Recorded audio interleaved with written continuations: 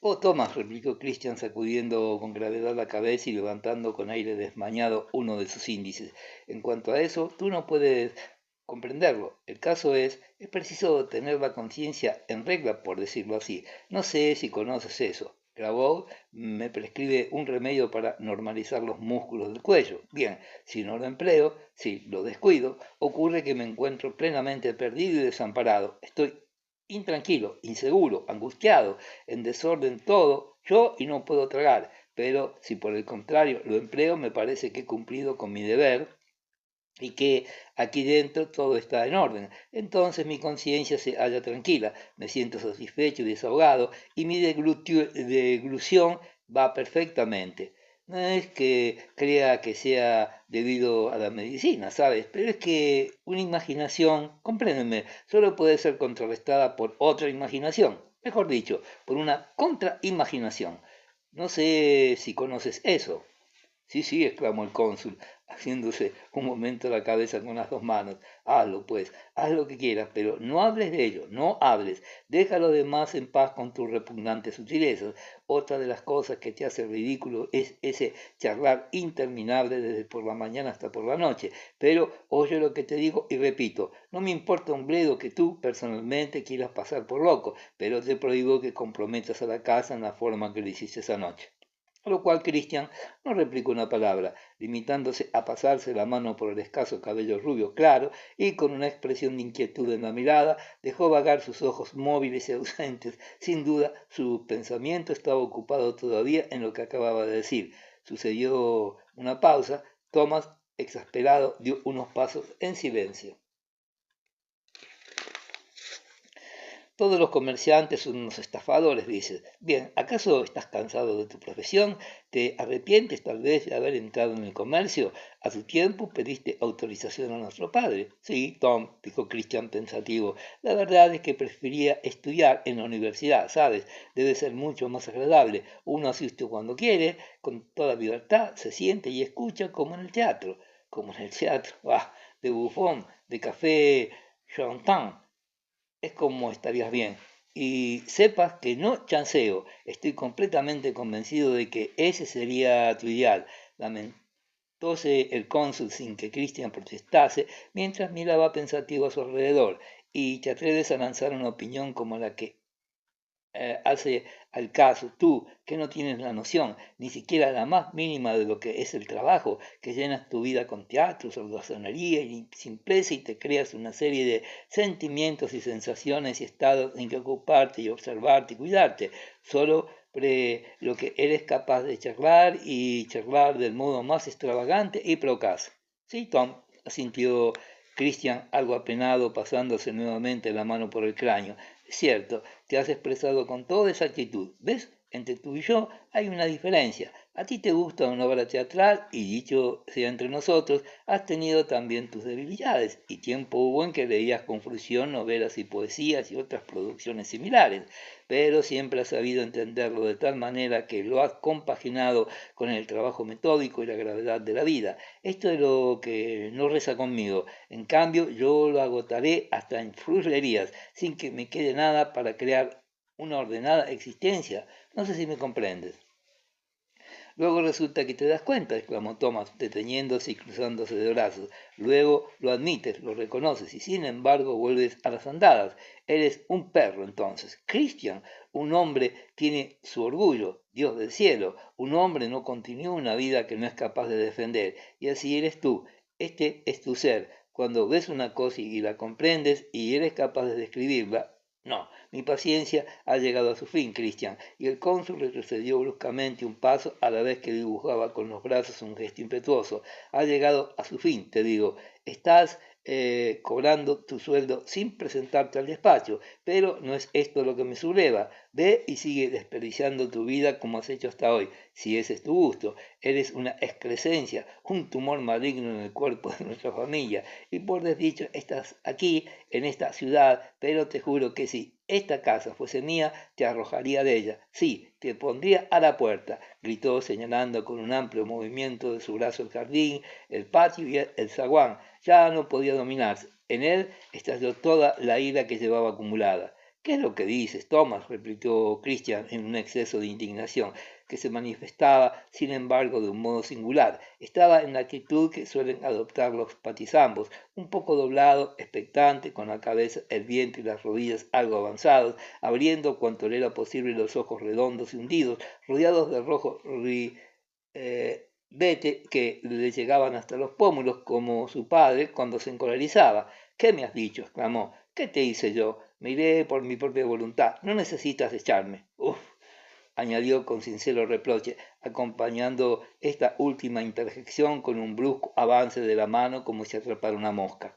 Cosa extraña, Tomás frente a aquella réplica, en lugar de irritarse más todavía, inclinó en silencio la cabeza y reanudó su paseo por el jardín. Parecía estar satisfecho, parecía como si se le quitase un peso de encima al ver a su hermano encolerizado al fin, al advertir en él una muestra de energía, al hallarse capaz de exteriorizar una hilada protesta.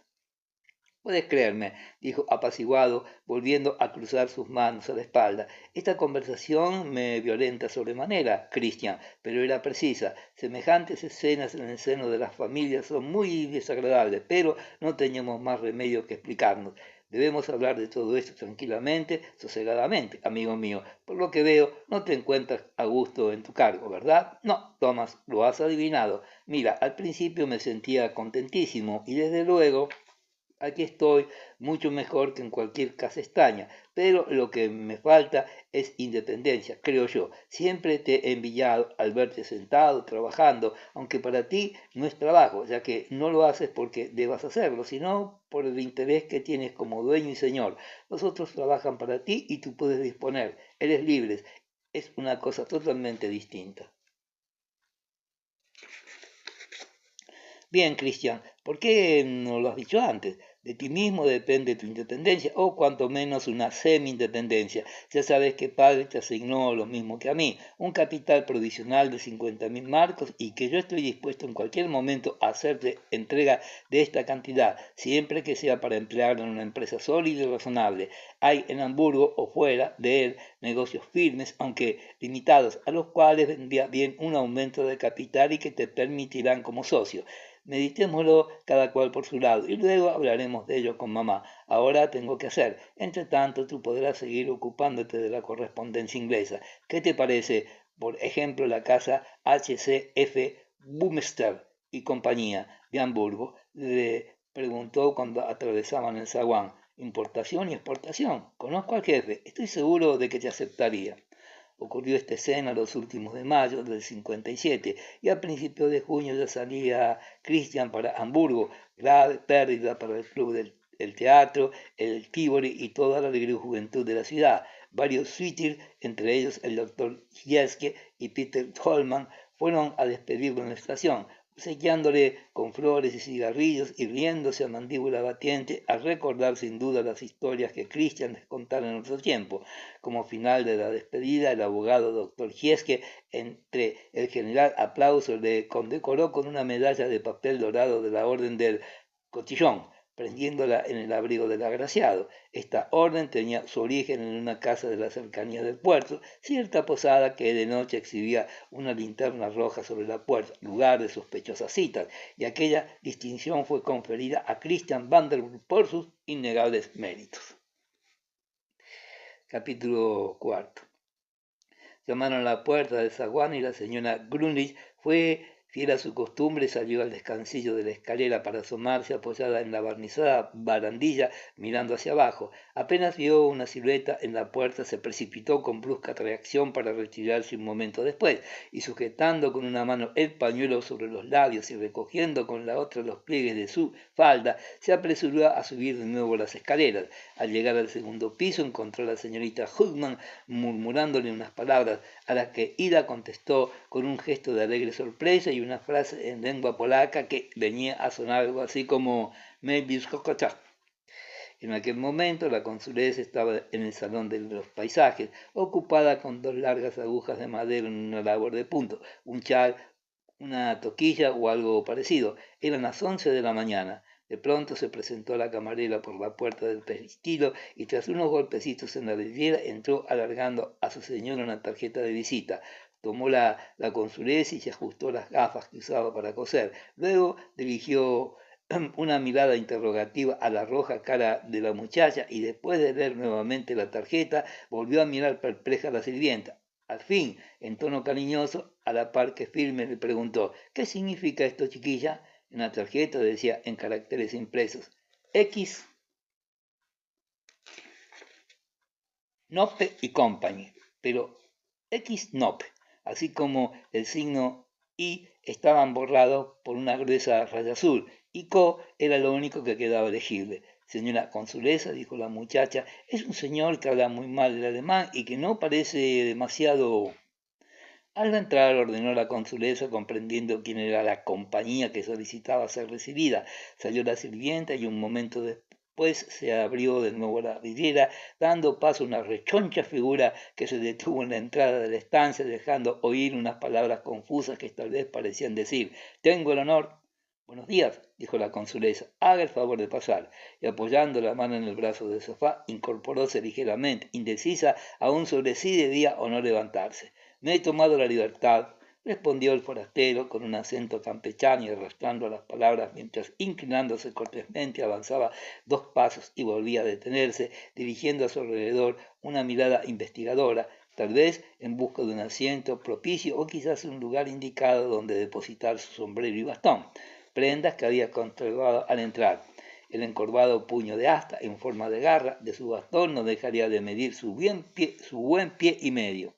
Era un hombre de unos 40 años, de extremidades cortas y metido en carnes. Vestía una escotada levita de paño verde floreado, chaleco claro que le cubría el vientre, levantando una ligera bóveda sobre la cual lucía una cadena de oro y formando un verdadero ramillete en ella, toda una colección de dijes de hasta hueso, plata y coral. El pantalón, excesivamente corto de un verde indefinido, era de una tela tan poco dúctil que sus perneras formaban 2 perfectos cilindros y venían a caer sin una arruga sobre las cañas de los cortos y anchos zapatos. Era rubio y usaba un bigote pequeño en forma de ribete que le cubría el labio superior y daba a su cabeza redonda como una bola, provista de una nariz deprimida y fino cabello lacio, un vago aire de foca. La mosca que poblaba el espacio entre labio y barbilla resultaba comparada con el bigote un tanto despeluzada. Las mejillas eran exageradamente espesas, grasosas, hinchadas y le subían hacia los ojos, pequeñísimos, un azul claro, oprimiéndolos hasta formar en sus vértices una serie de arrugas y abundantes plieguecitos que daban a su henchido rostro una expresión mezclada de irritabilidad y de bonachona, honesta y tierna mansedumbre. Por debajo de la reducida barbilla se iniciaba una línea sinuosa que pretendía esconder tras la ceñida corbata blanca la línea de un cuello predispuesto a paperas, cuello que en modo alguno hubiera tolerado su homónimo postizo. La región inferior de la cara, junto con el cuello, nuca, mejillas y nariz, era en general un poco informe y confusa, como apretujada. Toda la piel del rostro resultaba consecuencia de las mencionadas irregularidades, rugosa hasta el extremo que excedía a lo normal y mostraba en algunos puntos, como por ejemplo en los lóbulos auditivos y ambos lados de la nariz, una facción singular. En una de sus manos, corta, blanca y rolliza, sostenía el hombre el bastón, mientras sujetaba con la otra un verde sombrerín tiroles adornado con una barba de gamo. La consulesa se había quitado las gafas y continuaba apoyada en el brazo del sofá en su actitud de semi-incorporada. ¿En qué puedo servirle? Preguntó afable pero en tono decisivo. Entonces el forastero dejó con gesto resuelto sombrero y bastón encima de la tapa del armonio, se frotó las ya libres manos y mirando a la consulesa con sus claros ojos muy abiertos dijo, debo pedir perdón a la señora por lo de mi tarjeta, pero es el caso que no tenía otra mano. Mi nombre es Permanader, Alois Permanader, de Múnich. ¿Acaso la señora habrá oído mi nombre a su señora hija? Así habló en voz alta y tono un poco rudo, expresándose en su tosco dialecto lleno de bruscas contracciones, pero con una confiada expresión en los ojos que venía a decir, ya nos entendemos. La consulesa se levantó y se acercó a él con la cabeza inclinada y la mano extendida. Señor Permanader, ¿es usted? Pues ya lo creo que no ha hablado mi hija de usted. Sabemos perfectamente la gran parte que tuvo en hacerle agradable su estancia en Múnich. Así pues, ha venido a nuestra ciudad. Gent, Ya lo ve, respondió el señor Permaneder, y dejándose caer en el sillón que la consuleza le indicara con aristocrático ademán, comenzó a frotarse con las manos los cortos y redondos muslos. ¿Cómo dice? Preguntó la consulesa. El visitante repitió su locución suspendiendo el extraño masaje. Gracioso, replicó la consulesa perpleja y apoyándose con afectada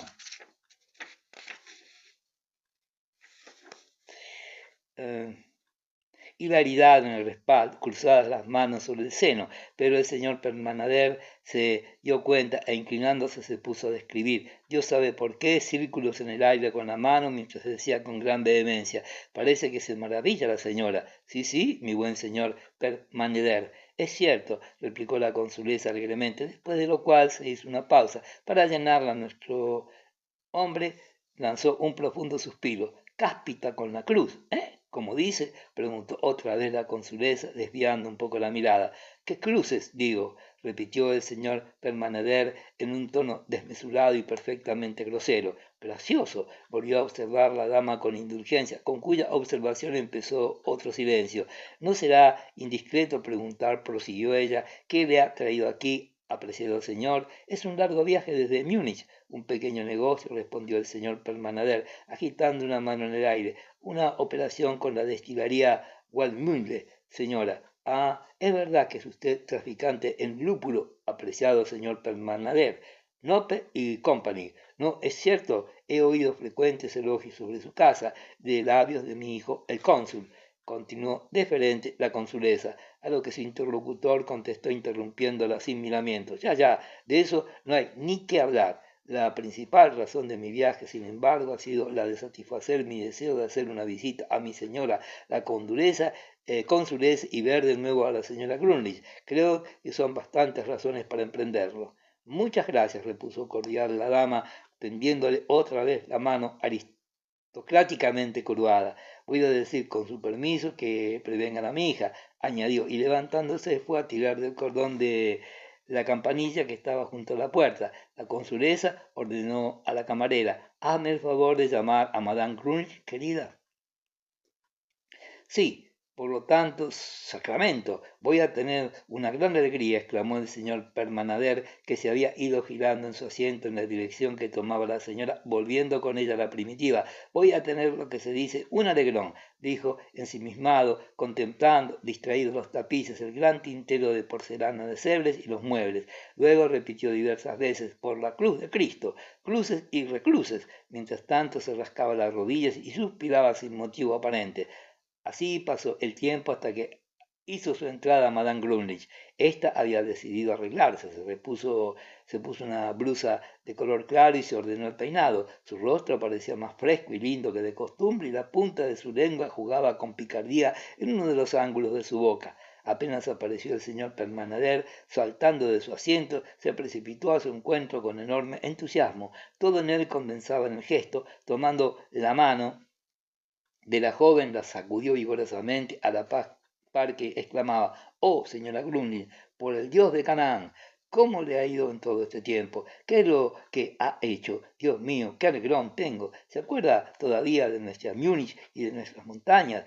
¿Cómo nos hemos divertido, no es así? Cristo y recristo. Y aquí estamos otra vez reunidos. ¿Quién lo hubiera creído? Tony, por su parte, la cogió también con gran alborozo y tomando una silla empezó a hablar con él, usando el poco bávaro que en sus semanas de Múnich aprendiera. La conversación prosiguió ya sin obstáculo y la consulesa procuró seguirla, dirigiendo de cuando en cuando un signo afirmativo amable y traduciendo al alemán castizo alguna que otra locución dialectal, reclinándose en el sofá, satisfecha de comprender tan complicado lenguaje. También el señor Permanader se vio en el aprieto de explicar a Antoine el motivo de su viaje, lo que hizo hablando de su operacioncita de la destilería con tan escaso interés que logró afirmar a Tony en la opinión de que en realidad nada tenía que hacer en la villa. En cambio, preguntó con gran solicitud por la hija segunda de la consulesa, así como por sus hijos, manifestándose muy contrariado al conocer la ausencia de Clara y de Christian, ya que había venido con la intención de conocer a toda la familia. eh, sobre el tiempo de su permanencia en la ciudad expresóse de una manera muy ambigua y a la insinuación de la consulesa aguardó de un momento a otro a mi hijo para el almuerzo, señor Permaneder. Si quiere usted honrarnos tomando parte en él con nosotros, contestó aceptando la invitación, aun antes de acabar de ser formulada, con tal apresuramiento que no parecía sino que contara ya de antemano con ella. Llegó el cónsul, que hallando desierto el comedor, entró con su chaqueta de trabajo, atareado, fatigado y algo impaciente por almorzar, pero en cuanto vio al forastero con su enorme escaparate sobre el chaleco, su chaqueta de paño y el sombrero con la barba de gamo sobre el armoño, alzó intrigado la cabeza y al oír su nombre, con frecuencia repetido de un tiempo acá por su hermana, lanzó a éste una viva mirada y dirigiéndose al señor Permanader, salió con sus más afables maneras. No, señor.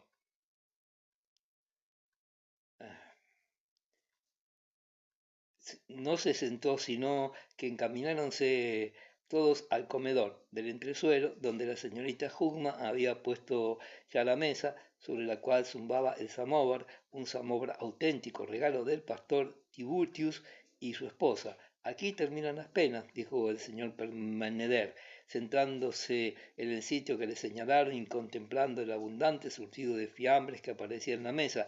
Alguna que otra vez, por lo menos hablando en plural, se servía el hombre en su discurso con la expresión más inocente del mundo de la segunda persona. No es cerveza real, señor Permaneder, pero es aceptable. Después de todo, siempre es mejor que la del país. Y diciendo esto, el cónsul sirvió a su huésped de la negra y espumosa bebida que él solía beber en las comidas.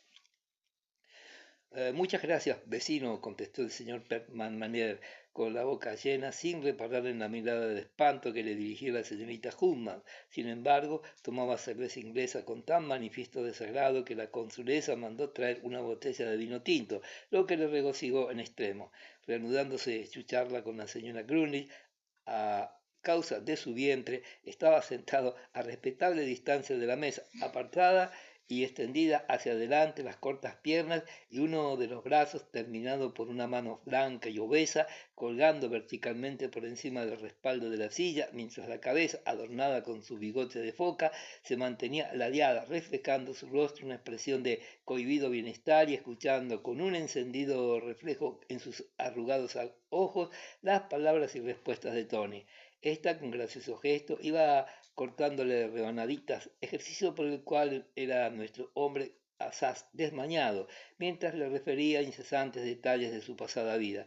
Dios mío, y qué cosa más triste, señor Permaneder, que todo lo bueno y hermoso de la existencia pase con tanta rapidez, decía refiriéndose a su estancia en Múnich, y dejando durante un segundo cuchillo y tenedor, clavó la mirada en el techo. De cuando en cuando intentaba con tanta gracia como poca maña emplear el dialecto bávaro.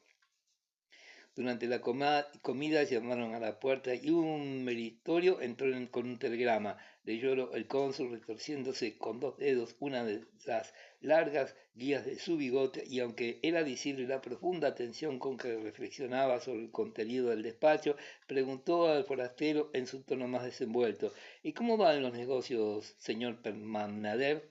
Está bien, dijo el meritorio, el cual se retiró. Pardiez, vecino, respondió el interpelado, volviéndose con la dificultad del hombre dotado de un cuello en exceso grueso y rígido y apoyando el otro brazo en el respaldo de la silla. De eso no hay que hablar. Porra. ¿Conoce usted Múnich? Y pronunciaba el nombre de su ciudad natal de tan enrevesada manera que solo por intuición era posible conocer que se refería a ella. Múnich no tiene nada de plaza comercial. Allí cada cual piensa solo en la tranquilidad y en la buena vida. A nadie se le ocurrirá leer los telegramas durante la comida. Para ello está la gente. Sacramento. Muchas gracias. Tomaré otro vasito. Cruces. Mi compañero Nope quería trasladarse a Nuremberg por la bolsa y porque hay más espíritu comercial. Pero yo no dejo mi Múnich, eso sí que no, cruces. Búsquese competencia y la exportación que se vaya al diablo. En Rusia van a empezar a plantar. Bruscamente, interrumpiéndose, lanzó al cónsul una mirada ladina. Luego, no hay que darle vueltas. Es un bonito negocio.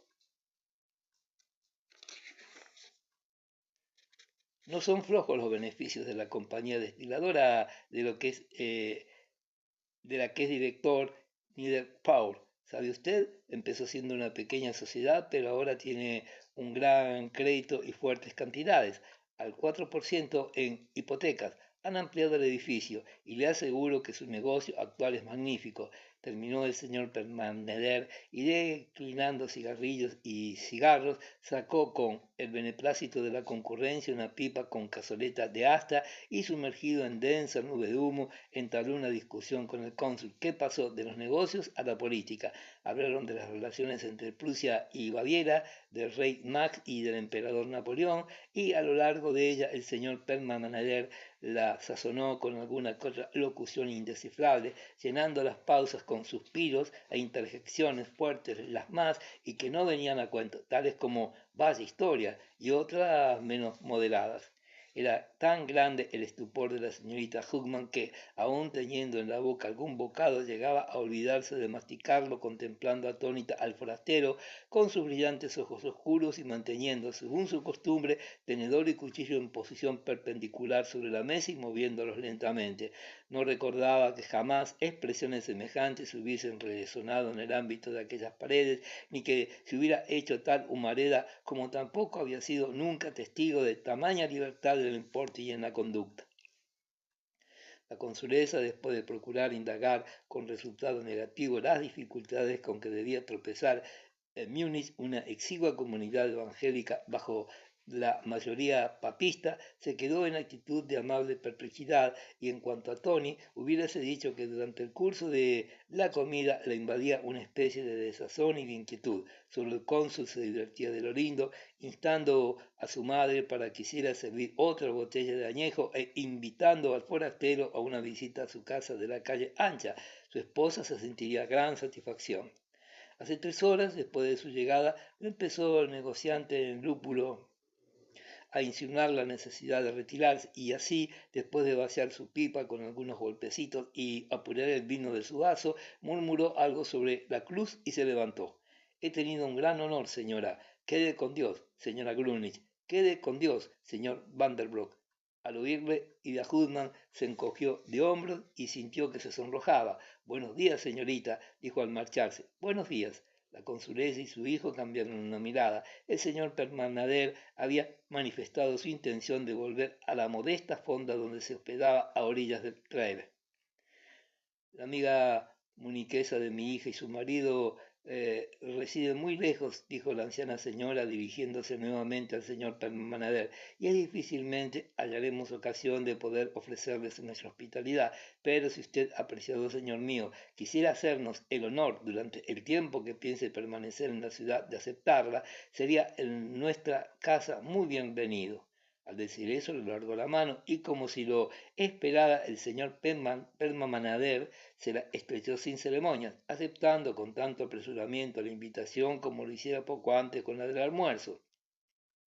Besó la mano a ambas señoras con no mucha distinción, recogió en el salón de los paisajes bastón y sombrero y anunciando su propósito de enviar su equipaje y hallarse de vuelta a las 4 de la tarde, terminados ya sus negocios, salió en compañía del cónsul. Al llegar al umbral, acercándose a su guía, le dijo con entusiasta movimiento de la cabeza: no lo tome a mal, vecino, pero su señora hermana es una jamona espléndida.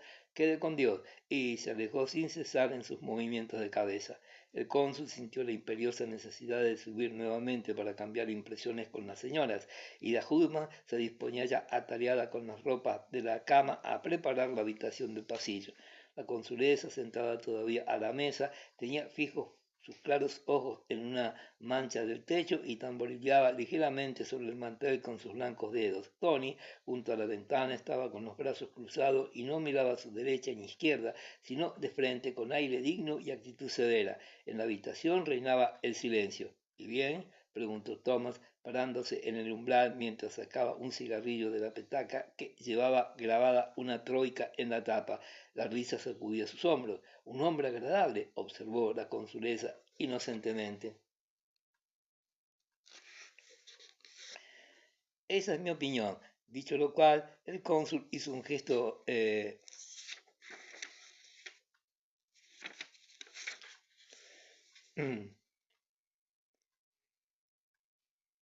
de humorística galantería en dirección a Tony, como preguntándole también su parecer. Esta permaneció muda, pero conservando su severa mirada. Solo encuentro, Tony, que debería evitar tanto juramento, prosiguió la consulesa algo apenada. Si no lo he entendido mal, habla de un modo poco respetuoso de los sacramentos de la cruz. Ah, eso no importa, madre, pero no es con mala intención. ¿Y acaso una excesiva indolencia no importe? No, Tom. Uy, Dios mío, eso es meridional puro, replicó el cónsul echando una bocanada de humo y dirigiendo una sonrisa a su madre, fijó los ojos en Tony. La consulesa no se dio cuenta. Vendrás a comer con Gerda hoy, ¿verdad? Hacedme el favor. Con mucho gusto, madre. Hablando sinceramente, me dispongo a pasar buenos ratos con este huésped. ¿Tú no? Es algo distinto de tus clérigos. Cada cual a su modo, Tom. De acuerdo, me voy. A propósito, dijo sujetando el picaporte allá en la puerta. Has causado una impresión definitiva en él, Tony. No me cabe la menor duda. ¿Sabes que te ha llamado, cómo te ha llamado allá abajo? Una jamón espléndida. Son sus palabras. Aquí se volvió la señora Grunich y en voz alta dijo, bueno, Tom, me dices eso, seguramente porque no te lo ha prohibido y a pesar de ello, no sé si es muy conveniente que me lo digas. Lo que sí sé y puedo decir es que en esta vida lo que tiene verdadera importancia no es lo que se dice y la forma en que se expresa, sino lo que se siente en el corazón. Y si quieres burlarte de las maneras del señor Permanader, si le encuentras ridículo, ¿a quién? Pero Tony, si ni por un momento se me ha ocurrido, eh, ¿cómo te caloras? Hace, dijo la consulesa dirigiendo a su hijo una mirada severa y suplicante que podía traducirse por no lo atormentes. Bueno, no te enojes, Tony, dijo el cónsul. No lo dije con intención de molestarte. Bien, ahora daré órdenes para que algún mozo vaya por las maletas de ese señor. Hasta luego. Capítulo quinto. Trasladado el señor Permanader a la Menstrance, comió al día siguiente en casa de Thomas Vanderbilt y esposa, y el jueves tuvo conocimiento con el matrimonio Justus Cracker, la señora Vanderbilt de la calle Ancha, que le encontraron graciosísimo. Semi Winbrod, que le trató con extremada gravedad, y con la pobre Clotilde y la pequeña Erika, a quien obsequió con un cucurucho de Guslen, es decir, de bombones. El buen hombre gozaba de un humor inagotable, a pesar de sus profundos suspiros, que en realidad nada significaban y que más parecían provocados por un exceso de felicidad, con su pipa, su pintoresco lenguaje y su imperturbable sedentarismo que, después de comer, le mantenía arrellanado en el asiento largos ratos fumando, bebiendo y charlando, no estorbaba ninguna de las tradicionales costumbres de la casa, aún prestándole un nuevo y exótico tono, a pesar de que su peculiar llaneza produjera en aquel ambiente un algo que podríamos llamar falta de estilo. Asistía puntualmente a los rezos matinales y vespertinos, solicitó autorización para presenciar un día la clase de la consulesa en la escuela dominical y llegó incluso a entrar en la casa cuando se celebraba una de las veladas liero solimitanas, con objeto de ser presentado a las damas, aunque justo es observar que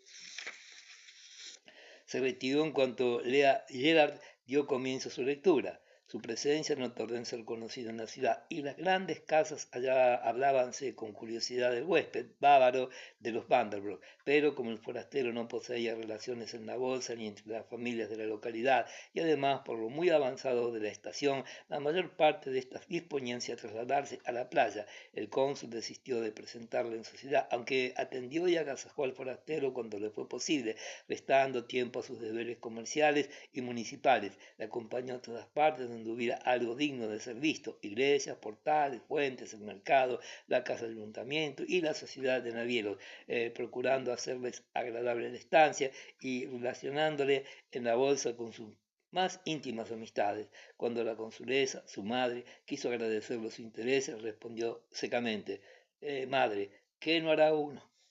Frase cortada que dejó a la consulesa tan perpleja que ni sonrió, ni siquiera se movieron sus párpados, limitándose a desviar la mirada de sus claros ojos y formular una nueva pregunta sobre otro tema cualquiera. Mantenía al señor Permanader una correcta y cordial afabilidad, cosa que no puede decirse tan categóricamente hiciera su hija.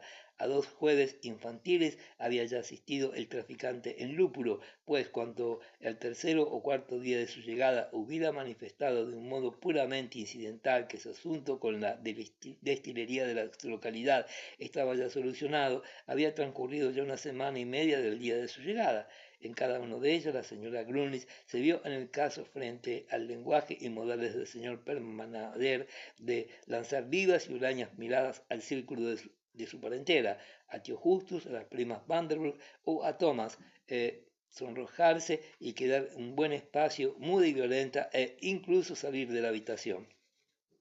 La tibia brisa de una clara noche de junio movía con suavidad a través de la ventana abierta las cortinas de la habitación de la señora Grunitz en el segundo piso de la Magenstrans. Sobre la mesita de noche, situada al lado de la cama Imperio, ardían en un vaso encima de una copa de aceite que a su vez flotaba sobre otra de agua diversas mariposas que esparcían en el amplio recinto sobre los tapices y los sillones de severas líneas forrados con fundas de tela gris para resguardarlos del polvo, una tenue y difusa claridad. La señora Grunitz estaba en el lecho, su linda cabeza se hundía muellemente en la almohada guarnecida de anchos encajes y tenía las manos plegadas sobre la colcha, pero sus ojos, demasiado pensativos para cerrarse, seguían los lentos movimientos de un voluminoso insecto de cuerpo alargado que, con innumerables y silenciosas vibraciones de sus alas, revoloteaba sin cesar alrededor de la lamparilla, colgando de la pared junto a la cama entre dos viejos grabados en cobre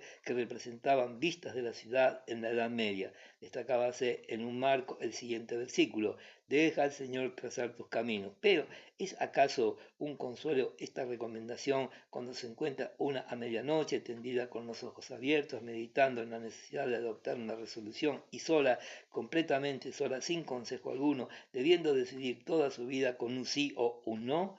Reinaba una calma absoluta, se percibía únicamente el tic-tac del reloj y de cuando en cuando la tosecita de Mademoiselle Hudman en la habitación contigua separada de la de Tony solo por unos cortinajes. La fiel prusiana, sentada todavía en su costurero bajo el quinqué, surcía unas medias de la pequeña Erika, cuya profunda y tranquila respiración podía oírse, pues hay que advertir que, por ser época de vacaciones para los pensionistas de Sesemi Wingbrook, la niña residía en la Magestrans. La señora Grunlich lanzó un suspiro e incorporándose ligeramente apoyó la cabeza en la mano. «Ida», preguntó con voz angustiosa, «¿todavía estás surciendo?» «Sí, sí, Tonichen, nenita mía», respondió Ida. «Tú duerme, que mañana hay que madrugar y tendrás sueño». «Bueno, Ida, me llamarás a las 6. A las 6:30 será suficiente, pequeña. El coche está citado para las 8. Duerme, para que mañana te sientas despejada. Todavía no he pegado los ojos. Uy, Tonich, eso no está bien. No querrás encontrarte morida en Swartro, supongo. Bebe 7 sorbos de agua, échate sobre el costado derecho y cuenta hasta 1000. Ay, Ida, por Dios, ven un momentito, no puedo dormir, ¿sabes? Tengo tanto en qué pensar que la cabeza me duele. Creo tener alguna fiebre y luego el estómago que vuelve a molestarme. Tal vez es anemia. Tengo hinchadas las venas de las sienes y me laten con tanta fuerza que me hacen daño. Estoy congestionada, lo que no es obstáculo para que me falte sangre en la cabeza.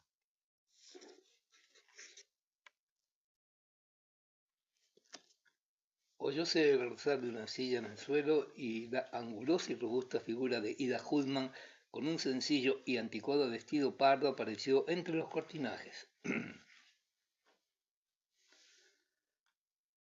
Uy, uy, Tonichen, ¿tenemos fiebre? A ver, deja que te pulse, nenita, vamos a ponerte una compresa. Y con su paso largo y firme, un poco varonil, se dirigió hacia la cómoda de donde sacó un pañuelo que después de mojado en la jofaina, aplicó cuidadosamente a la frente de Tony, apretándolo con ambas manos. Gracias, Ida, esto me alivia. Siéntate un poquitín a mi lado, mi buena y vieja Ida, aquí junto a la cama. ¿Ves? Tengo que pensar en mañana. ¿Qué debo hacer? Toda se agita en mi cabeza. Ida se había sentado, volviendo a tomar su aguja y la media, abultada por la bola de surcir, inclinada la gris y lacia cabellera y atento sobre la labor sus incansables ojos castaños, preguntó: ¿Piensas que vas a pedirle mañana? Seguro, vida, no hay duda de ello. No creo que vaya a desaprovechar la oportunidad. ¿Qué ocurrió con Clara? También fue en una excursión semejante.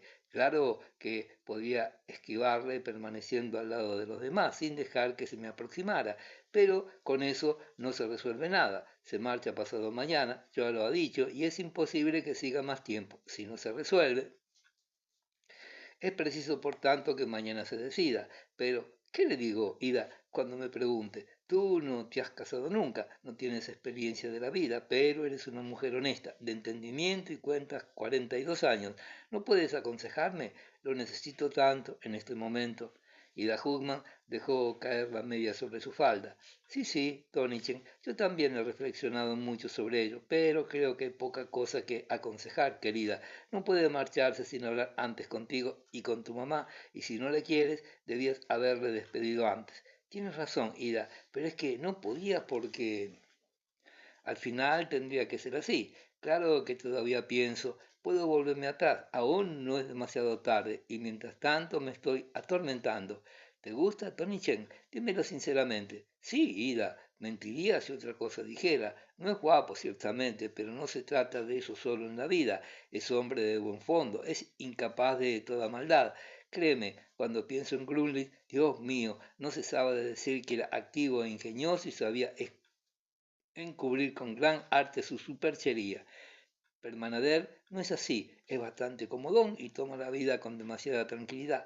Para eso, cosa que sin duda no deja de ser también un defecto, pues con semejantes procedimientos no llegará a millonario. Y hasta me parece que se abandona un poquitín, que cría panzas, como dicen allí, porque en Múnich todo el mundo es como él. Y esto es a lo que iba, Ida.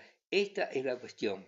En Múnich, en medio de gentes de su clase que hablan y gesticulan como él, me gustaba, lo encontraba gracioso, cordial, agradable y pude observar que me correspondía, contribuyendo a ello tal vez a que me tomara por una mujer rica, más de lo que soy, porque mamá no puede ya darme mucho dinero, como sabes, pero eso no le importará, estoy segura, el dinero no es lo que le preocupa.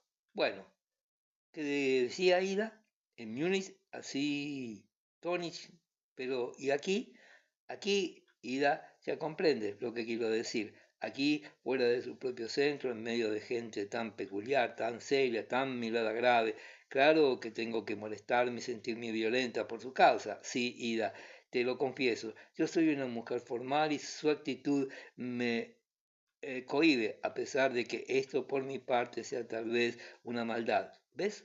A menudo le ocurre durante la conversación usar el pronombre en dativo en lugar de hacerlo en acusativo. Eso es muy corriente allí. Ira y le sucede al más pintado cuando está de buen humor y no hace por ello ningún mal ni nada cuesta y nadie se maravilla. Pero aquí mamá le mira de soslayo y Tom levanta una ceja y tío Justus tiene una sacudida y apenas puede reprimir la carcajada como es costumbre en los Kreger y Fifi Vanderbroek lanza una mirada a su madre o a Friedrich o a Henriette, todo lo cual me sonroja mucho, tanto que me veo obligada a salir de la habitación pensando que no me es posible casarme con él. Ay, Tonichen, sin embargo, tú vivirás en Múnich.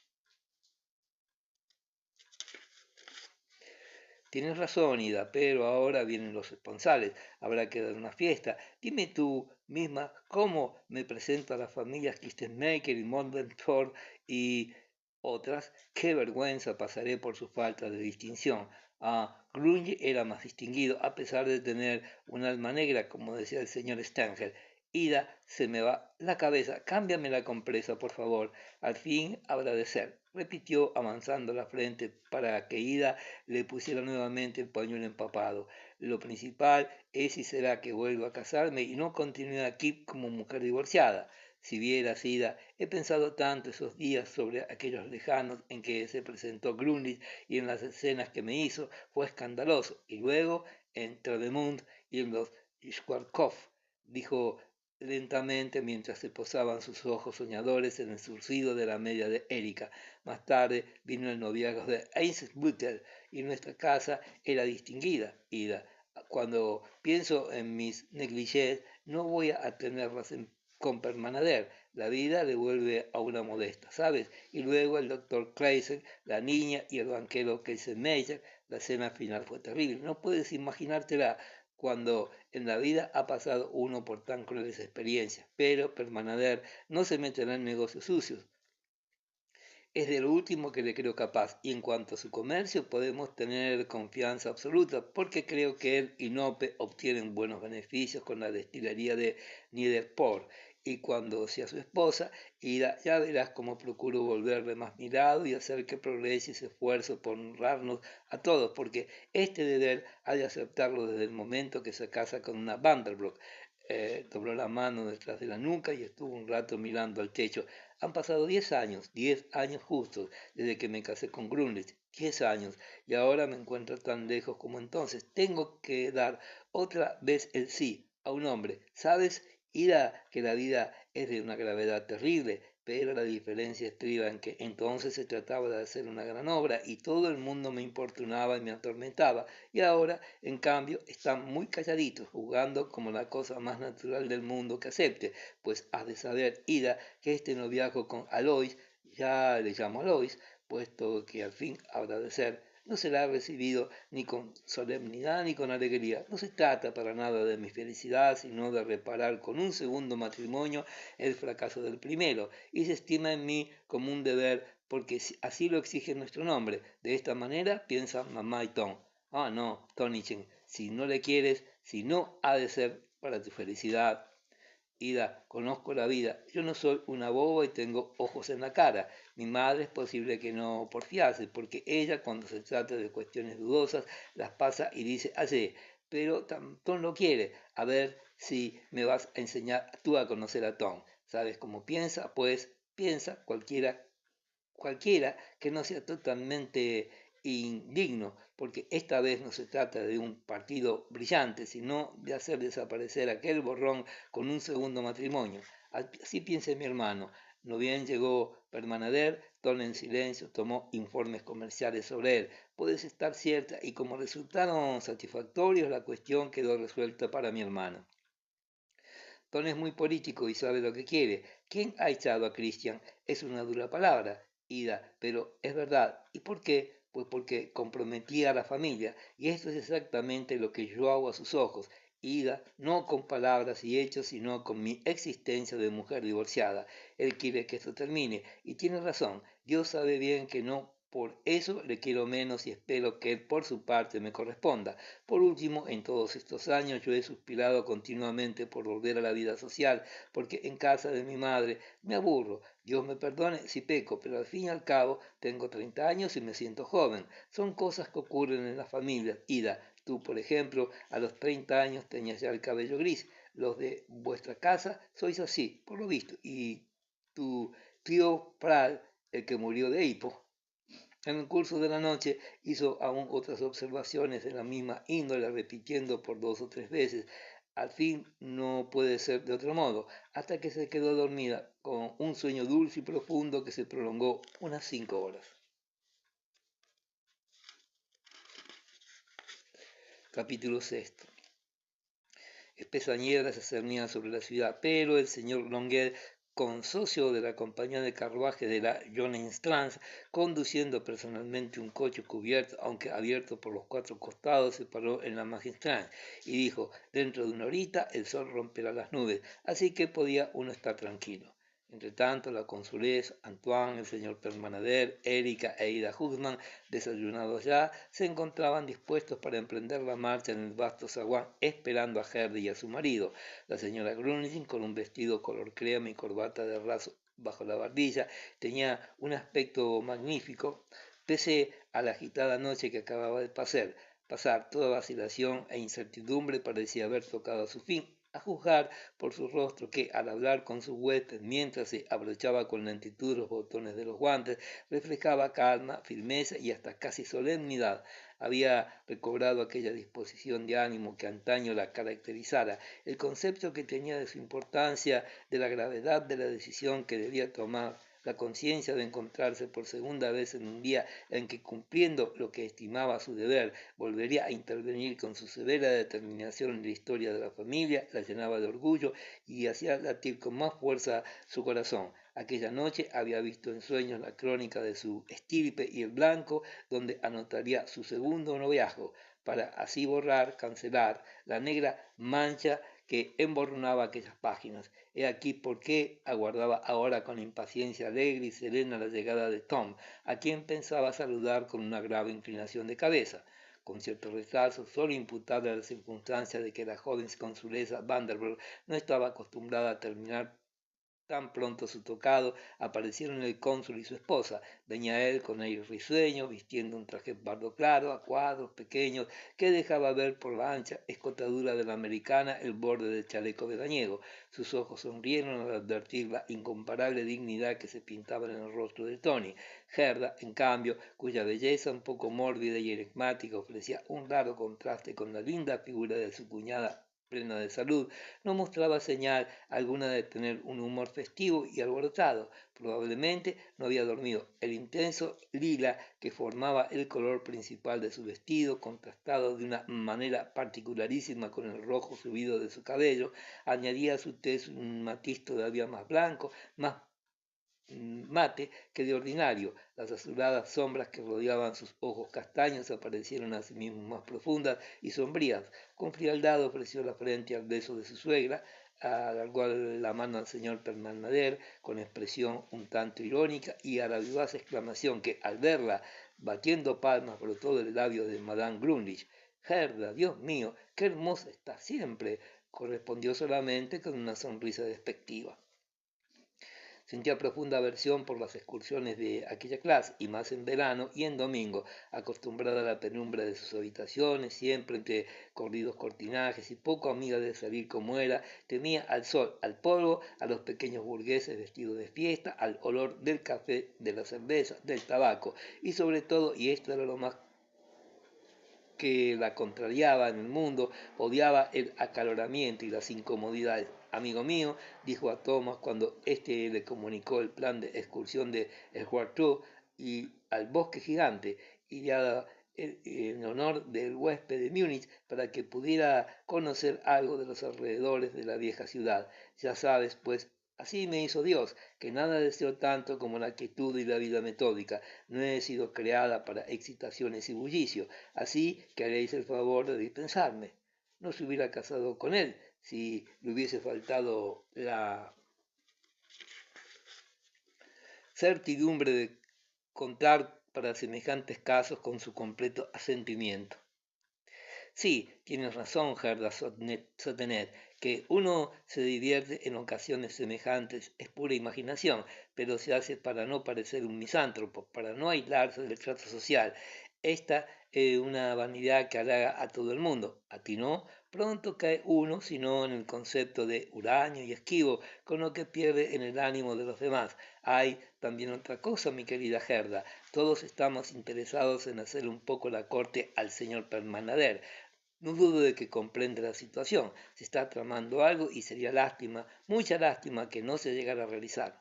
No veo, amigo mío, en qué puede mi presencia, pero es igual, puesto que lo deseas, no quiero oponerme. Suframos este placer. Te lo agradeceré sinceramente. Salieron a la calle. Verdaderamente el sol empezaba a asomar rasgando la niebla matinal. Replicaban las campanas de Santa María y el piar de los pájaros llenaba el aire. Se quitó el sombrero el conductor y a su saludo contestó la consuleza con aquella benévola inclinación que le era habitual y que a veces molestaba un poquito a Thomas, y al mismo tiempo dijo cordialmente: buenos días, amigo mío, andad, subid ya, muchachos, es la hora de la plática matinal. Pero hoy no nos contentaremos alabando a Dios en plena naturaleza, desde el fondo de nuestros corazones. ¿Verdad, señor Permanader? De acuerdo, señora consulesa.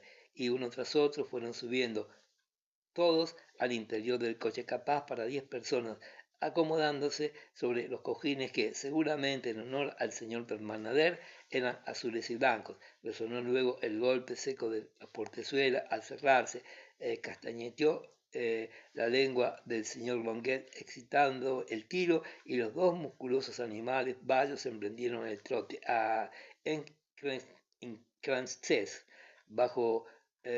abajo, siguiendo el Cray, pasando por Old Stentor y tomaron a la derecha la carrera de Swartau. Campos, prados, sotos, naranjas, granjas. Mientras buscaban entre la niebla cada vez más alta, más tenue y azul, las alondras cuyas voces llegaban hasta sus oídos, Tomás, que no cesaba de fumar pitillos, miraba siempre a su alrededor cuando pasaban por delante del campo de cereales, mostrándoselos al señor Permanader, que se hallaba de un humor verdaderamente juvenil. Se había hundido un poco el verde sombrero adornado por la barba de gamo y se entretenía haciendo equilibrios con su bastón, provisto de aquel excepcional puño de asta ya en la palma de su blanca mano, ya sobre el labio inferior, experimentó que, a pesar de fracasar repetidas veces, divertía sobremanera a la pequeña Erika y que él acompañaba repitiendo. No será la Subepstice, seguramente, donde vamos, pero ya habrá para trepar un poco y cansarnos, y vamos a divertirnos de lo lindo, ¿verdad, señora Grunlich?